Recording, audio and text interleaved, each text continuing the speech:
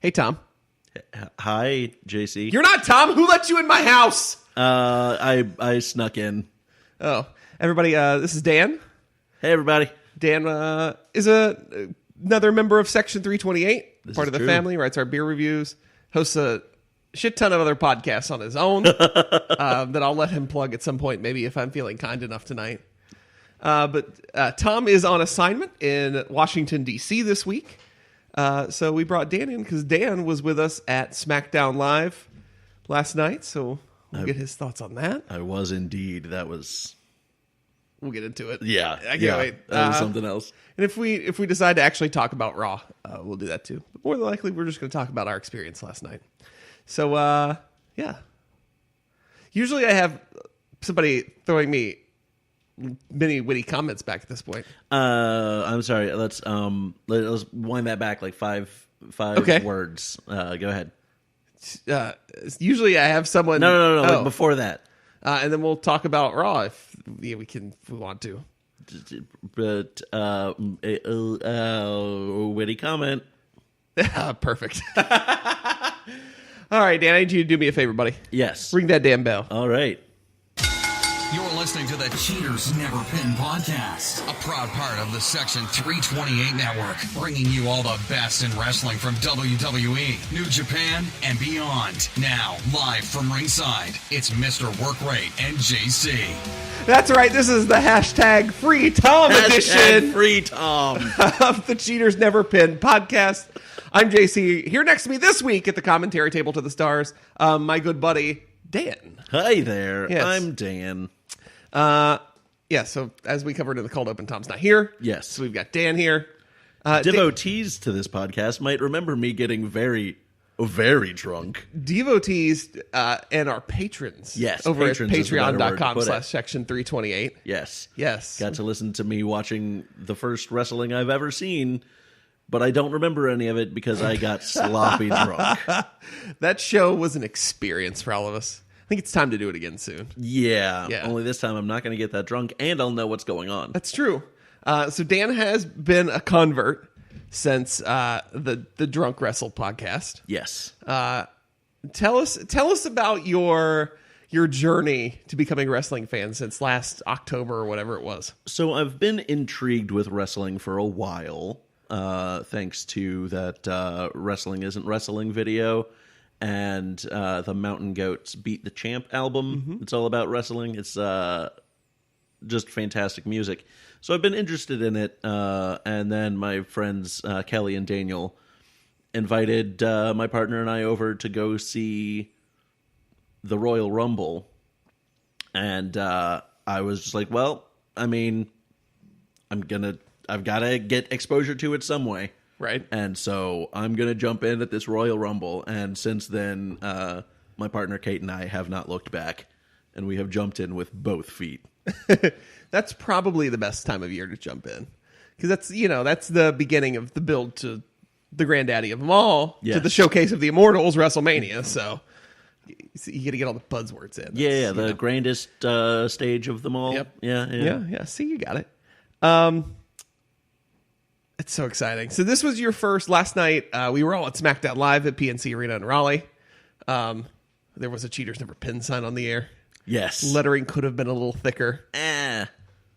We'll fix it next time. You'll fix it in post? We'll fix it next time. I'll fix it in post. Good. Kevin Dunn and or the other guy, Kerwin Silfies, who's the director. That's right. You're deep in the rabbit hole when you know the name of their live TV director. Yes. Please fix it in post. Thank you. Just bold that puppy up. Was this your first live event? This is my first live event. Okay, all right. So, as someone I've been to everything but pay-per-views at this point because they hate North Carolina and I'm not going to drive that far. Tell me about your overall impression of a WWE live event. So it was so much more than I expected, and I had high expectations. Okay. It was incredibly fun, and more so than just watching it from home. I think the crowd reactions help you get into it so much more, and specifically the kids that were sitting behind us, they were so into it, and I don't think that their dad has broken it to them yet that it's not real. But that's the best, right? Yeah. So every time I've been fortunate, every time I've gone to any kind of live event, I have either a child or even an adult who is just like, screw it, I'm here for 3 hours. Like, this shit's going to be real right now. And that is the best feeling in the world, because that's like, this is actually buying into the suspension of disbelief that is required to watch professional wrestling and fully immersing yourself in that sense.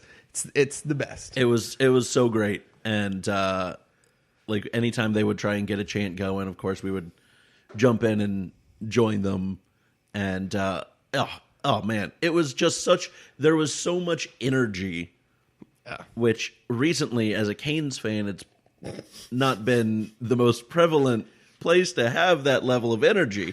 So you're saying you're glad the crowd didn't break into 5 minutes of wails of sadness? That is correct. Yes. Now, to be fair, I didn't stay through all of 205 Live, so you should that have. might have.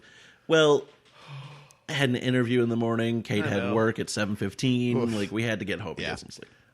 Because that Cedric Alexander Buddy Murphy match in the main event, I am real sad I missed that is, and it's so hard to judge, but that is the hottest I've at least seen a 205 Live crowd ever. Yeah. That building was on fire for that match. I mean, Alexander, another homeboy. You Yeah. got to cheer for the homeboys. The hometown boy who's actually from Charlotte, but let's keep calling him the hometown boy and then totally backtrack and only call him home state the entire broadcast. That's right. Yeah, that made sense. Yeah. So talk about, let's see, where do I want to go with this? This is an interesting interview. Tell me about your impression of the presentation of the product, right? Not necessarily the action in the ring or the performers themselves, but what the experience of being in front of the I don't know, I don't even think they have a name for this set yet, but the HD set and the ramp and the lights in the ring and everything. So, I mean, the presentation felt very similar to one of the times that I went to go see Van Halen with David Lee Roth. Okay. It was just like, these people can put on a show, right? Like, the music coming in when it does, the people and their entrances are so electric. And I think that the production is very interesting to watch, knowing, this is being filmed, but it's still a live event, but it's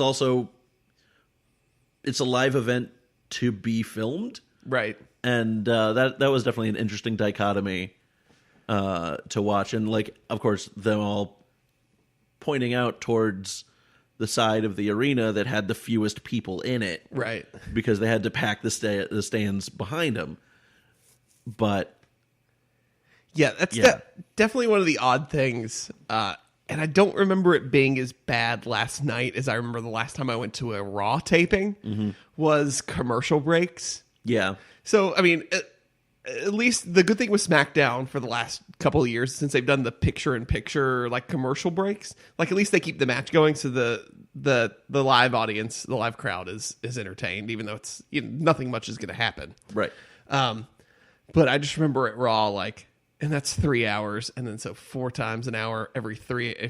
It's just everything comes to a screeching halt for 4.5 minutes, and that was back in the day when and they still do it every once in a while.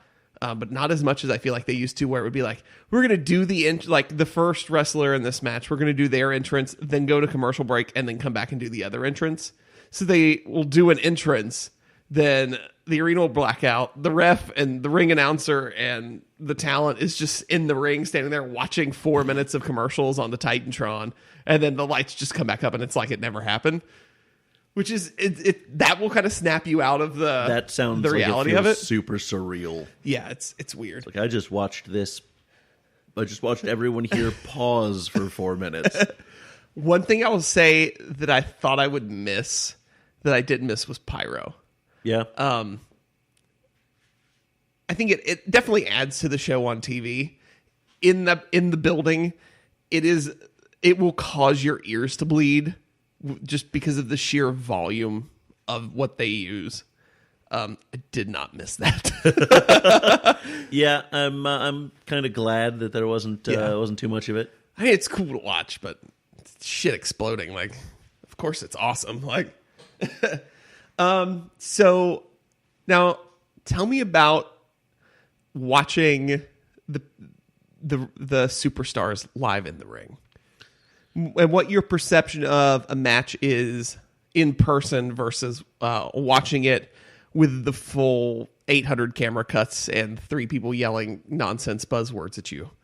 So the ring seems a lot larger on TV. Mm-hmm.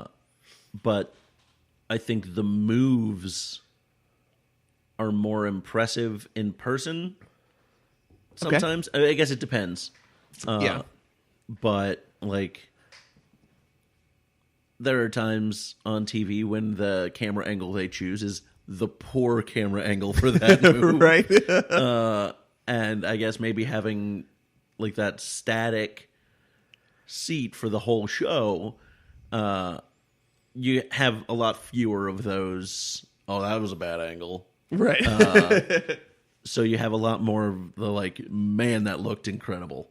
Yeah. But also then if they got out of the ring and around onto the floor, it became a lot harder to see what was going on. Right. And so you'd have to, look up at the Jumbotron and but yeah, the athleticism was quite impressive from several of the talent, as you call them. Yeah.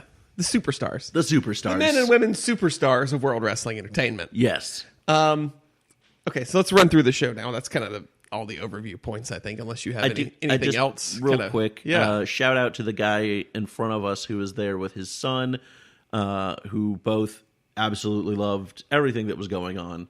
And he kept texting video that he was taking to someone who was in his phone as Poopy. Shout out. I'm going to give it 2 shout outs. Okay. Shout out to the guy on my right that I'm pretty sure Facebook Live the entire event start to end. Oh, dang. Because why watch it with your Right. eyes when you can watch it on your phone? Of course.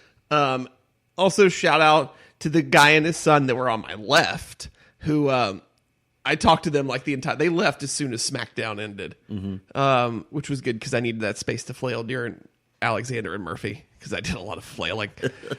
Sure, so did they. They were awesome to talk to the entire time. Like it was just cool. Like just other fans, just you don't know. Like first we sat down. Like when I sat down, they were already seated, and we were talking about. Oh, I was like, oh, who are you guys excited to see? And Dad goes, I'm really excited to see Daniel Bryan. I just wish Alexa Bliss was here. And I said, yeah. I said, but Charlotte's here, and I'm good with that. He goes, yeah, that's a good thing too. I was like, yeah, so. But we did get that. Well, we'll get to the dance off. Get to the dance off. SmackDown starts with Samoa Joe coming in, just grabbing a ladder, and the crowd being like, "Okay, he's got a ladder. Where's this going?" All right. Grabbing the briefcase down and cutting a promo on becoming Mr. Money in the Bank. Yes. Your first live promo experience. What was that like? Oh, it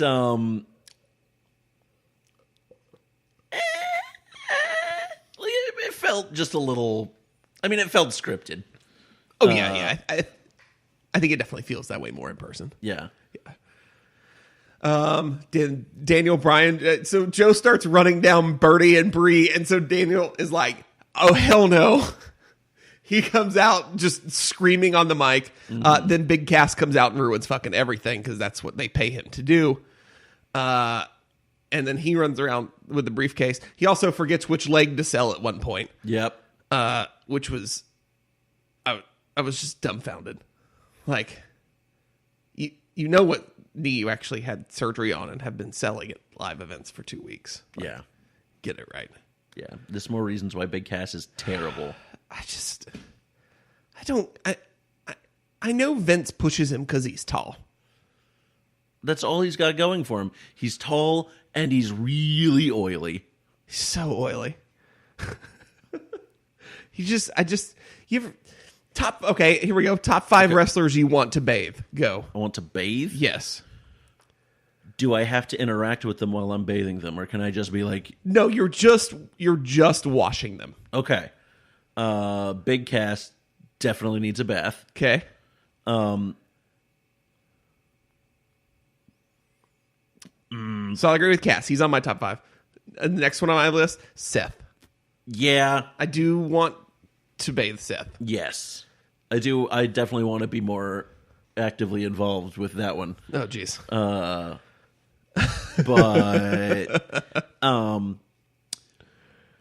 Braun Strowman just looks like... You know what? No, I don't feel that way about Braun. Bray Wyatt needs a bath. That's a good... Yeah, okay, I'll put that one. Just because I would want to be there for his first ever bath. Man, just gotta get the soap and all the hair, man. Massage it down to the scalp, damn. Okay. Buddy Murphy. Yeah. Not having seen in person. I'm putting him 5th on my list. But he's number 1 overall. I think you need a squeegee to get the layers of baby oil off of Jinder. Yeah, that's a very good point. And you also need, I think, 80 grit sandpaper to destroy the back knee. Okay, that's fair. I can't say I've paid a lot of attention to his back knee. I have. I'm sure that you have. I will take a look at it next time I am forced to see Jinder Mahal on my screen. Yeah. Whew, Monday night on Raw. Let's see. I did such a sidetrack.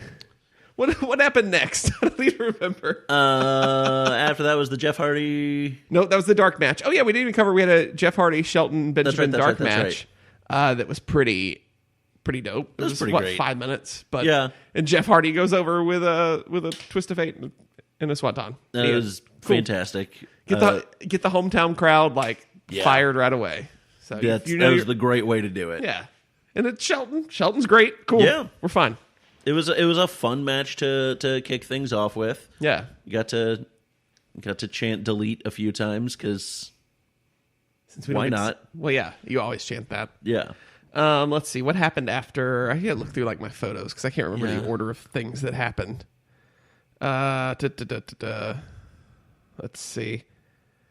This is good. This is good podcasting. This is real top-notch podcasting. I know all the show prep we do. Let's see. There's that's there's big ass with this thing. Here we go. So then we had the backstage promo with Paige. That's right. And she makes it a triple threat match between Joe and Brian and Cass later on to determine the final qualifier for Money in the Bank. She also runs into Absolution to tell Mandy she's going to have a match against Asuka later. Yes. Tell me about watching the backstage promos on the Titantron. It honestly, I mean, it felt just like watching them on TV. Like it was. I wasn't sure exactly how much of it was actually going on backstage and how much of it had been filmed already. Most of those are pre-tapes, so they're done earlier in the day. It's rare they do a lot of them live. I'm not surprised. I feel like there'd be too much sound. Yeah. It also helps them to time the show out a little bit better. Yeah. Next up was Nakamura and Ty Dillinger. Nakamura comes out to everyone. I'm still going to sing his theme, even though you put rap lyrics over it, so I can't sing along to it. The joke's on you, Vince. Also, I legit have been learning the rap lyrics because they're so much fun. I still have yet to go try to find a translated version of them. The bit that he repeats a whole lot is oh man, shit, I've forgotten it. I know the last one is "Don't you know I'm the best," but I can't remember the rest of it because, of course, I would not prepare that I was just like, I looked it up and remembered it for like 3 days. I got it. I'm fine. I'm good. I remembered It's it. in there. No, I didn't. Banked it. Ty Dillinger comes out to the loudest 10 chants I think I've heard in months. I had completely until like 2 days ago forgotten that Ty Dillinger existed. You and apparently the entire creative staff. Yeah. Very good match. Ty's a good Very wrestler. good We've match. known that for a while. Yeah. We've always known that. If that whole count out bit was just to give Dillinger an opportunity to flash the 10, it was worth it because that was an amazing moment. Nakamura running around counting the entire time. There was one part, I'm sure it was during a TV commercial break, because they weren't doing much, because Nakamura was just kind of pacing around the ring, and it was kind of quiet in the arena. And so from my seat in the fourth row, I just yell, "What happened to you, Shinsuke?" And he just turns and goes and shrugs. And everybody like right around us, we all lost it. Oh my god, that's like, so good. I was like, I'm in his head. You're in his head. You know what that means? No? You're gonna get it. You're gonna get it either a knee to the face or a punch to the dick. Ooh. Hypothetically, which would you rather have? A knee to the face or a punch to the dick? Knee to the face. I gotta do knee to the face. Gotta protect the moneymaker. That's our next poll that we'll put on Twitter. Yes. Would you rather be knee to the face or be punched in the ball sack? Let's see. Next up. Next up was the dance-off. Yes. Rusev and Aiden English come out to introduce Lana to massive Rusev Day chants because that's happens everywhere in the world. I'm surprised that they were able to like get away and come do a show on Rusev Day. So, how lucky are we that we got to go to a live event on Rusev Day? It's another example of how selfless they are. I know, that they would sacrifice their Rusev Day to perform for us. Somebody made a sign. I can't remember who, and I can't give them credit, and I deeply apologize. But it was like, I'm missing my family's Rusev Day meal for this. I believe that was Emily Scott. Okay. And the idea was from our friend Ben. Gotcha. So, shout out to them. But that's brilliant. Top notch. So they come out. Naomi comes out. She don't have no backup until it's time for the Uso Penitentiary. Right. Which they got a crazy pop. Seriously, I was surprised by that. They have been so over since this whole character change, which is good. Everyone was so sick of seeing them in the face paint flying and yelling Uso. Yeah. Oh, just being smiling, happy baby faces. And now they're still baby faces, but they feel like humans. Yeah. Which is cool. Yeah. So then we get the dance off. I don't know how it came across on TV because I haven't watched it yet. It was entertaining in the arena. Yeah. It was short, which was nice. Yes. I was so worried this bit was going to go on forever. Yeah, that's not a bit to drag out. And then they both did their dance battle, and then they went to shake hands, and everyone was like, yay. And of course, then the heels attack. Of course. And then Naomi and the Usos get one up on them in the end. Yeah. Okay. This is a great little. That's fine. This is a great little vignette. Nice little story. Yeah. If we needed to fill time, which I can't imagine why we needed to fill time with the roster they have, but okay. Can't even have AJ come out and cut a promo in front of the crowd. Right. Yeah. No. But whatever. The only time we got to see AJ was on the Titantron directly after this, and he cuts a promo about Shinsuke. But he was there. He was. We got to see he him.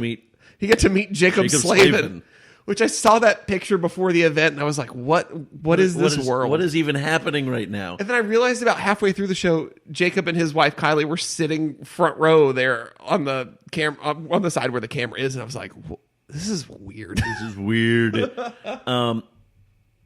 Though I am a little bit sad. Did you watch the interview, like the brief interview that he did? I watched, so it's like 4 minutes long. Yeah. And usually we're going to post a video on Twitter. It's like a minute interview, and I'm like, cool, I can handle that. I watched a minute of it and was like, oh my God, you have no personality, Jacob. Yeah. Did you see the part where he said that he likes the Bludgeon Brothers? Yes, that's where I tapped out. Yeah, I saw a video of them online. I mean, I love the Bludgeon Brothers. Do you? Yes. Why?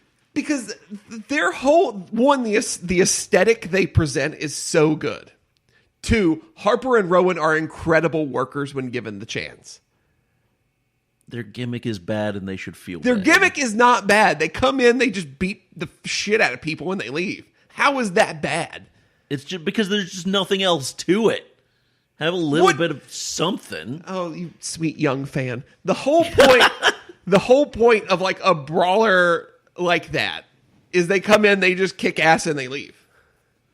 Like they don't need to be flashy. They don't need to do like they just come in, they're like, we got some fucking hammers. Do you want that or do you want these fists?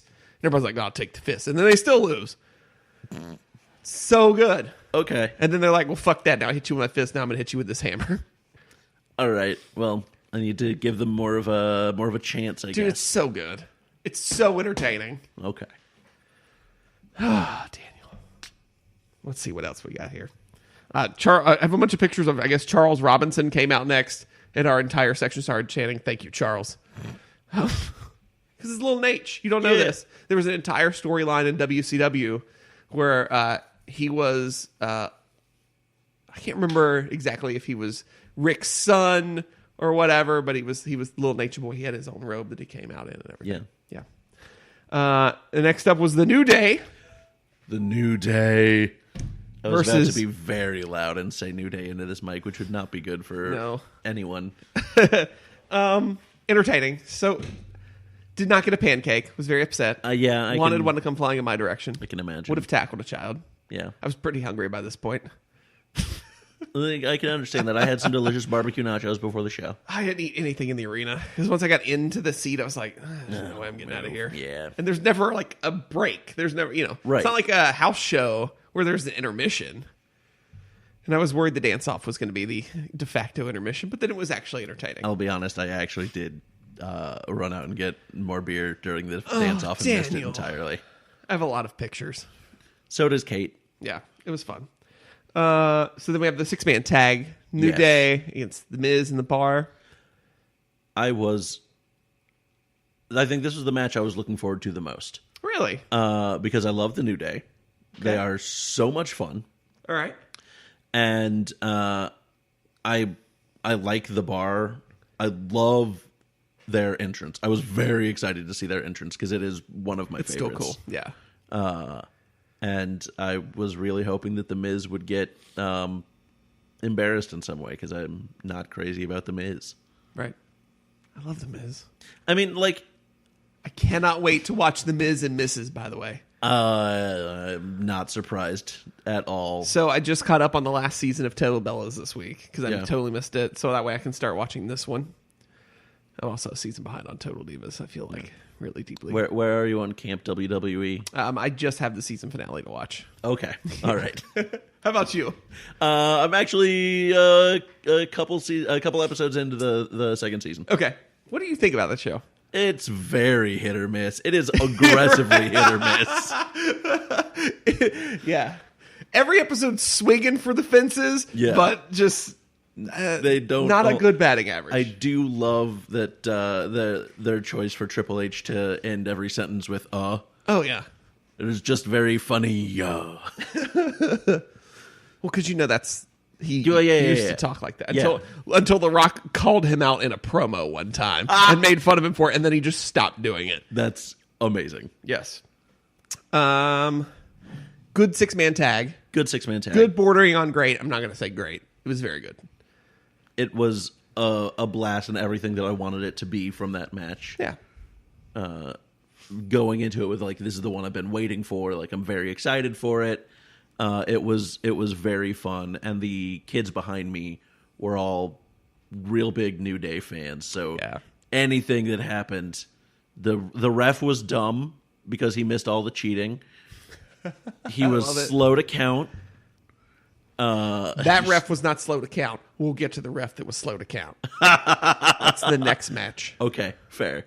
But these kids were just like so behind New Day. That like it was just that match was enhanced by them and their just Yeah. absolute love of it. Next up was Mandy Rose versus Asuka. this is the match where the ref refused to count for Mandy. Yeah. I don't know what he has against her. Or I don't know if Asuka paid him off. I don't know what it was. Maybe it's that he realizes, like everybody else, that Mandy is obnoxious. No. She is a golden goddess, Daniel. No. Yeah. No. Yeah. So her gimmick here is just that she's attractive. It's a bullshit gimmick. Is it? It is. It's been done for years. No, it's not. not. Yeah, that's the thing. It's been done. But she for years. Daniel, she lives the gimmick, my friend. Really? Yeah. You're gonna this? We'll debate this one not on the podcast. There's no place for this. I mean, she real fine, Daniel, and she's very talented in the ring. I think we're just gonna have to completely disagree on this. So, and here's what I have to look at it from: how she was when she came into Tough Enough 3 years ago, to knowing that she worked the whole developmental system and got to where she is now. It is night and fucking day different. Okay. Like, she has a presence to her, which I had started to get high on Asuka finally, because I never really cared for her. Nothing. Then I see her last night, don't care anymore. There's just something, I don't get it. So we are diametrically opposed on that match then. Yeah. 'Cause I love Asuka. I just don't get it. I don't see what the benefit of her is at all. She's extremely fun to watch. Is she? Yes. And maybe it's just me. To me, watching her work, it's sloppy. Okay. All right. I mean, you know way more about wrestling than I do. You've watched a lot more wrestling than I have. Oh, and I know I am very much in the minority on this. Yes. But I cannot connect with her on any level whatsoever. That's fair. So I cheered for Mandy the whole time, very loudly, and got a text about one point during that match where it's like, "We can hear you chanting for Mandy on television. Please stop." Amazing. And I'm like, I will never stop until she is the WWE, until she reunifies the women's champion, when she's the Raw and the SmackDown women's champion, so she can unify it, and then Charlotte can take the strap off of her. Okay, that sounds a Charlotte Mandy feud. That sounds like a wet dream. A you've had Charlotte Mandy feud times. would make my brain explode. Your brain would explode. My brain. Your brain. It would get even crazier when in the middle of it, Candice LeRae debuts, and then I don't know what to do. I'm in a padded room for the rest of my life. All right. So Mandy got screwed. That was that match. Next up on SmackDown Live, Mandy got what she had coming to her. was the triple threat. Yes. That was incredible. Just the entire place doing the yes. Yeah. Every time with him. It's awesome. Joe, it was way more hella over than I thought he would be. Yeah. I don't know why I had people cheer for him. He's Joe, but the whole crowd was behind him too. Yeah. And then no one gave a shit about Big Cass. It's because Big Cass is a waste of space. Correct. A waste of 7 feet of space. And you can't teach that. No. Let's see. Good triple threat. Again. Yeah. It was good. Yeah. Yeah. It was it was a lot of fun. Just the whole it was a long main event too. It was. I've never been huge into the triple threats. It just feels like it's all right, well, it's going to be these two fighting until the person who rolled off stage gets back up and knocks someone out who's going to roll off stage. That's exactly the formula for a triple threat match. Right. And that just doesn't get me as much. And then when you have a fatal 4-way, it's 2 people rolling out of the ring. Right. And then a fatal 5-way, 3 people rolling out of the ring. And it just feels like it could be done a lot more dynamically and a lot better. I don't know. Not without adding some other kind of gimmick to it. And you think about that, like Money in the Bank, like it's 2 at a time. Yeah. Or any ladder match for that matter. So I'm very excited for Money in the Bank. it may be my favorite pay-per-view of the year. Yeah? Yeah, because I like to see what the out clause is. Like what they've determined, like, this is our backup plan. Every year. Yeah. Last year that was Baron Corbin and Carmella, and I was like, I don't know what you're doing here. Then Baron Corbin cashes in and loses against all the odds. Everyone was like, Baron cool Corbin waste is another... Cool waste of the contract, bro. Baron Corbin is not quite on Cass level of how much I hate them, but I just don't like Baron Corbin. I do like him. He's grown on me a lot over the years. Yeah. Yeah, especially since he put a t-shirt on. I mean, that's a good thing. I do miss the torso face. Do not get me wrong. I weep for it. This would have been before you started watching. The what? So, all right, I'll pull up the visual while I describe it here. Baron Corbin used to wrestle shirtless. Baron Corbin used to also be a professional football player. And he was a linebacker, I believe. So he had a lot more weight on him than he does now. And obviously when he gets porn you got when he I know, right? When he got into WWE, he had to he lost a bunch of that weight. So as you can see in this picture, where he's lost the weight in his stomach, there's a little fold under his belly button that's a very flat line. Yeah. That when paired with his nipples looks like a face that's just going, meh. Everyone at home's now Googling this. Take a second. Yeah, please. But yeah. Like Baron Corbin's nostrils are flared. I'm counting 3 faces in this picture. Baron Corbin's actual face. The torso face. Okay. And then the nostrils and his actual frown make their own frowny face. Now, I like Baron Corbin. Baron Corbin, the 3-faced man. He also just bought himself a Lambo. Did he really? With his Mania money. He put it on Instagram, was like, I don't care what y'all say about me. I just bought a Lambo. And I'm like, okay. You're right. Like, go for it. but torso face. Torso face. So that was, and then you tapped out after that for the evening, huh? We stayed for the Gentleman Jack match. Okay, so you saw Kendrick and Gallagher versus Lucha House Party. Yes. Poor Grand Metalik doing all he can to try to start the Lucha chant. And I was trying to help him. Me and like all the guys sitting behind, we were like, we're behind him. By this point, I was so sweaty and gross, and I didn't care.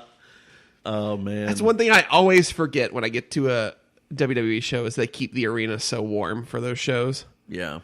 Ugh. Well, they got to make sure that their superstars are sweaty like 2 minutes after hitting the mat. Also, that way they're not getting injured.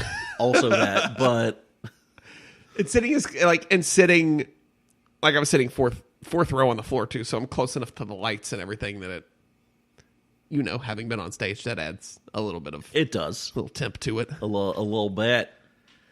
So overall, I take it you still like wrestling. Yes, definitely. You'll go back. Yes. Okay.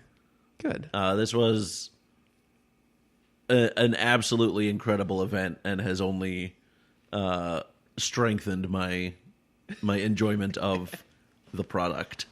Awesome. Good. It's always good to hear from like another, like that perspective. It's like we were talking about at the beginning of the show, like the perspective of the kid sitting behind you or the one next to me and like the other fans, and it just makes you go like, yeah, I still love this. This is still I may good. sit here and bitch about it for an hour every week, but like, and then 6 more hours online.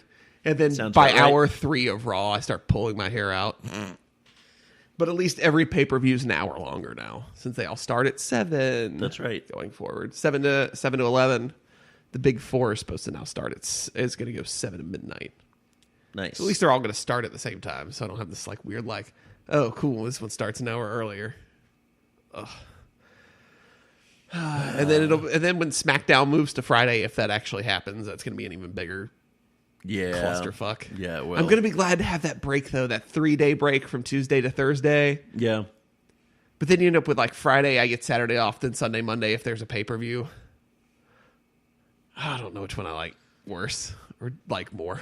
What would you change the release date of this show? I'd keep it the same like it is now. Yeah. I mean, it makes sense. And the reason they do it now is for the financial reasons of scheduling the way they can to move all the production equipment around and everything. I get it. With the amount of money they're supposedly going to make off of Fox, they could, if they move it to Friday, it will be live. It will not be taped. Yeah. There's no way Fox lets them do this show pre-taped for $1 billion. Yeah, no. No. And also, to me, like, and it's the problem. Like, I just don't care if it's taped. Like when Raw and SmackDown are in the UK and they tape it, like I read the results before and I'm like, I still watch it. But I might have something else on my iPad that I'm actively watching. Yeah. And that's just there as background noise so I can tweet smarky things. So, you can tweet what? Smarky? Smarky. Yes. What is smarky? Okay. So it's a combination of mark and smart. So a mark is the old carny term for the people that are paying the money. In wrestling, that's I have no problem with being a mark for wrestling. Obviously, I am. I sit here for an hour a week and do a podcast about it. I just paid to buy tickets. I buy merch. Like, I'm a mark, and I get enjoyment from it. Then there's the smart mark, which are technically the way I act, I would fall into. And I think there you can be a good smart mark or a bad smart mark.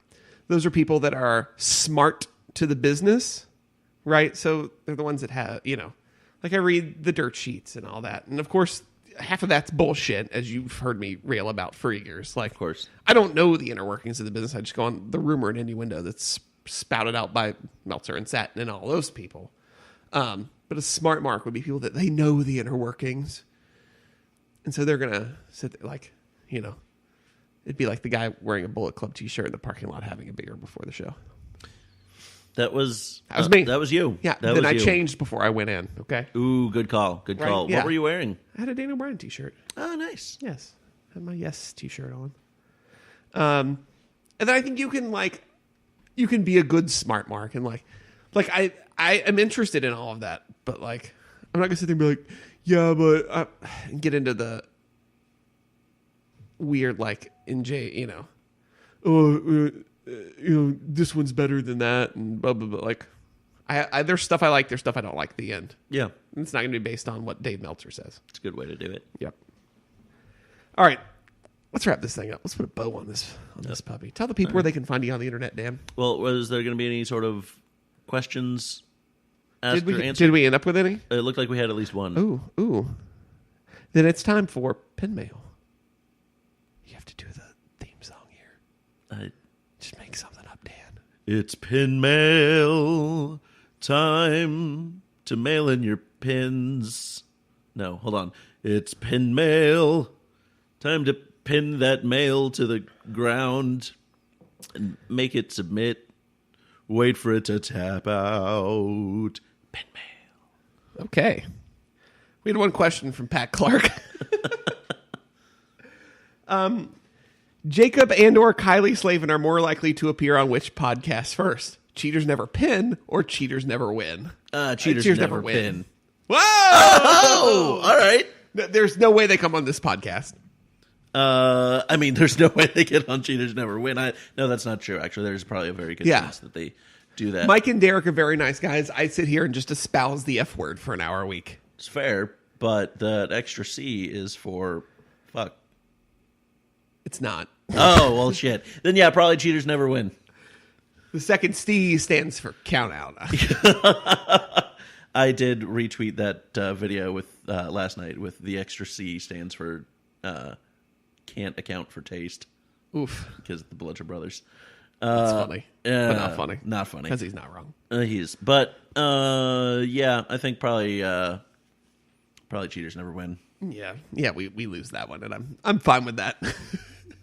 It's because then he'd just come up and be like, I watched a video on the internet, and I'd be like, oh, God, can you have some energy, please? No, I don't. I mean, there's also, I don't know if you know, I play hockey. And then Renee Young just staring at him in the corner the whole time, like, can you give me something, please? I had a sandwich for lunch today. It was a Cuban, but I didn't have mustard on it. Oh, that's not Cuban. Yeah, I know. I was just doing it. I know. Thing. I didn't. And then I was just commenting on. Dan, tell the people where they can find you on the internet. There's another question. Did you see Derek? No. Asked a question? I did not. Derek asked a question.